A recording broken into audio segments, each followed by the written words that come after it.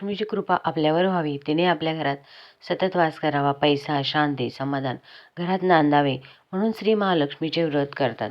हे व्रत केल्याने मनातल्या सर्व इच्छा पूर्ण होतात. श्री महालक्ष्मीची अनेक नावे, अनेक रूपे आहेत. पार्वती, सिंधुकन्या, महालक्ष्मी, राजलक्ष्मी, गृहलक्ष्मी, सावित्री, राधिका, रासेश्वरी, चंद्रा, गिरिजा, पद्मा, मालती, सुशीला अशा विविध नावांनी श्री महालक्ष्मी ओळखली जाते.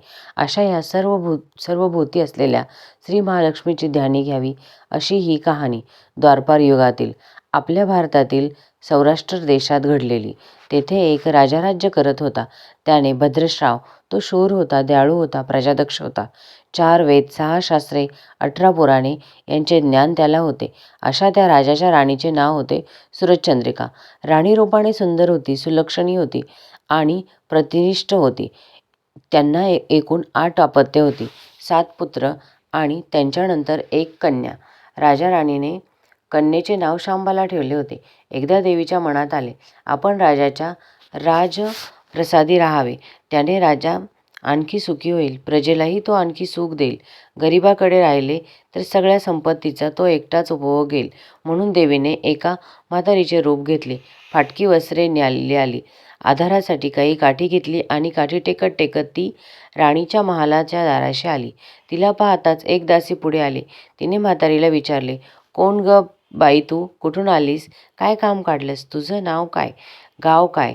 काय हवं आहे तुला?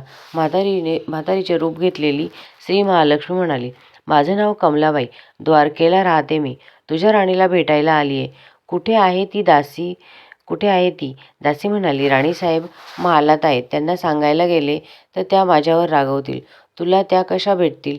तुझा अवतार पाहून तुला त्या हकलूनच देतील. तू इथेच थोडा वेळ आडोशाला थांब. म्हातारीला राग आला. ती संतापून म्हणाली, तुझी राणी गेल्या जन्मी एका वैश्याची पत्नी होती. तो वैश्य फार गरीब होता. त्यावरून त्या दोघांची नेहमी भांडणं होत. नवरा तिला मारहाण करी. ह्या त्रासाला कंटाळून एक दिवस ती घर सोडून गेली आणि जंगलात उपाशी तापाशी भटकू लागली.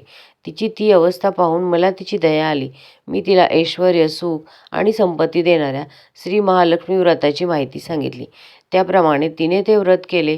तिच्या व्रताने महालक्ष्मी प्रसन्न झाली.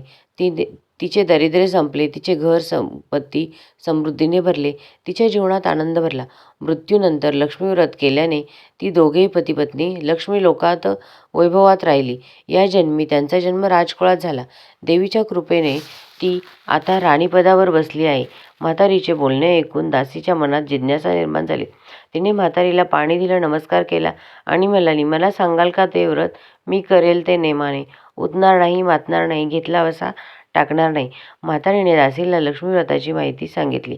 मग ती उठली व काठी टेकत निघणार तेवढ्यात राणी तर महालातून बाहेर आली. फाटक्या वस्त्रातील म्हातारीला पाहताच ती संतापली आणि उर्मटपणे म्हणाली, कोण ग तू थेरडे? इथे कशाला आलीस? जा इथून. तिने पुढे जाऊन म्हातारीला घालवून दिले. ती म्हातारी म्हणजे प्रत्यक्ष महालक्ष्मीच होती. हे राणीला कळलेच नाही. राणीचा तो उर्मटपणा पाहून जाण्याचे ठरवले. राणीचा महाल सोडून म्हातारी निघणार तोच एक मुलगी लगबगीने बाहेर आली. ती मुलगी होती राजकन्या शांबाला. तिने येऊन म्हातारीला नमस्कार केला आणि कळवळून म्हणाली, आजी रागवू नका. माझी आई चुकली. तिच्यासाठी मला क्षमा करा. मी तुमच्या पाया पडते. राजकन्येचे ते बोलणे ऐकून श्री महालक्ष्मीला तिची दया आली. तिने शांबाला लक्ष्मी व्रताची माहिती सांगितली. तो दिवस मार्गशीर्ष महिन्यातला पहिला गुरुवार होता. पुढे त्या दासीने लक्ष्मीव्रत केले. तिची स्थिती सुधारली. दासी पण सोडून ती संसार सुखाने करू लागली. राजकन्या शांबलीनेही भक्तिभावाने सांगितल्याप्रमाणे महालक्ष्मीचे व्रत केले.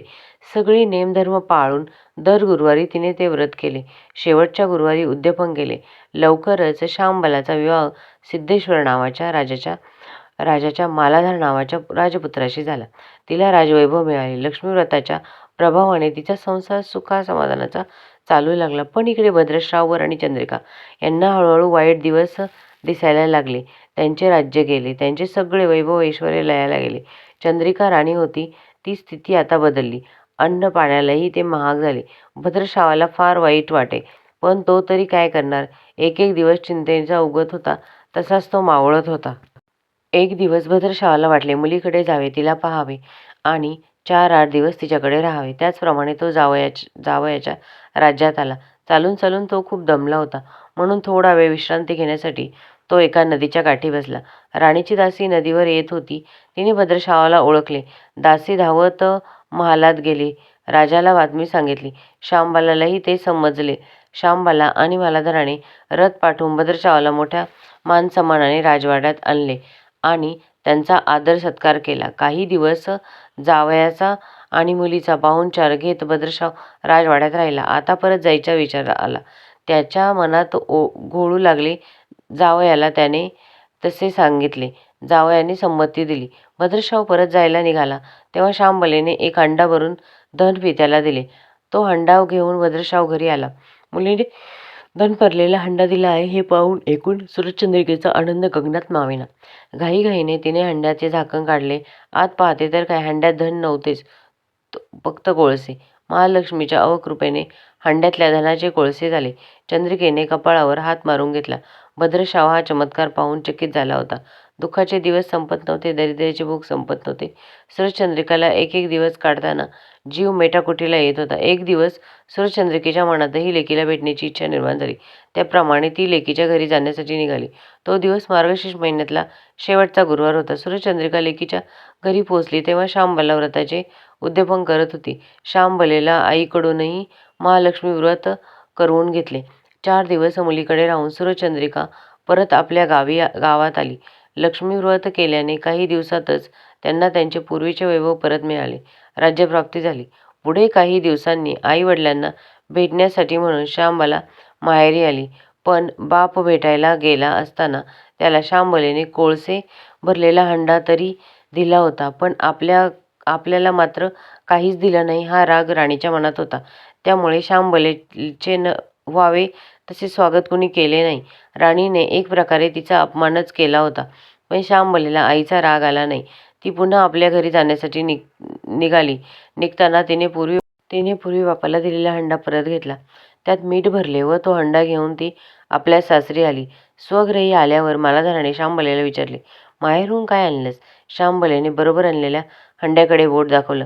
मालाधराने झाकण काढून आत पाहिले तर हंड्यात मिठाचे खडे. मालाधर चकित होत त्याने विचारले पत्नीला, हे काय? या मिठाचा काय उपयोग? श्याम म्हणाली, थोडं थांबा म्हणजे कळेलच.